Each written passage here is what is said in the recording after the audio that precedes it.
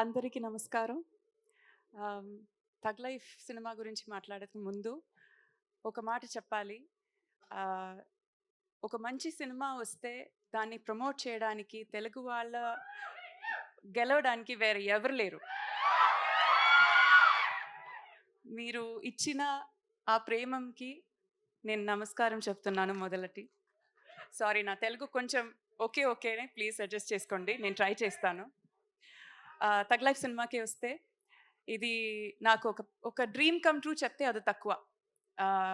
మణిరత్నం గారితో వర్క్ చేయడం, కమల్ హాసన్ గారితో వర్క్ చేయడం, ఒక ఏఆర్ రెహమాన్ మ్యూజికల్లో వర్క్ చేయడం and also Trisha, Simbu, Ashok, Tanikella Bharani sir, Nassar sir ఇంకా చాలామంది ఉన్నారు.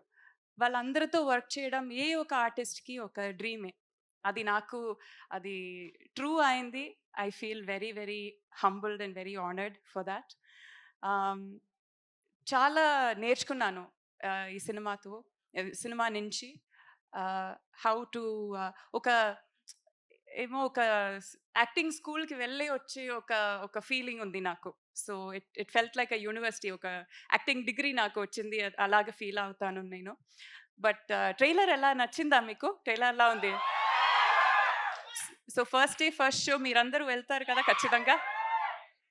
Okay. This is all we want. Because మనమందరూ చాలా కష్టపట్టు, చాలా ప్రేమంతో ఒక సినిమా తయారు చేశాము. మీ ముందు పెడుతున్నాము. మీరు సో ఫార్ మనందరి సినిమాకిచ్చిన మా అందరి సినిమాకిచ్చిన మర్యాద, ప్రేమం ఈ సినిమాకి కూడా ఇవ్వాలి. సపోర్ట్ చేయాలి. బ్లెస్ చేయాలి. Thank you.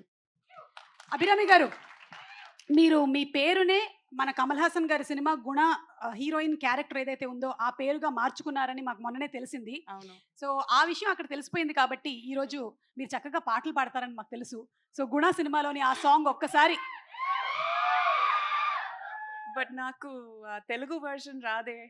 మనసు పాట మేము అర్థం చేసుకుంటామండి. Language is not important. మనుషులు అర్థం చేసుకోవడానికి ఇది మామూలు ప్రేమ కాదు.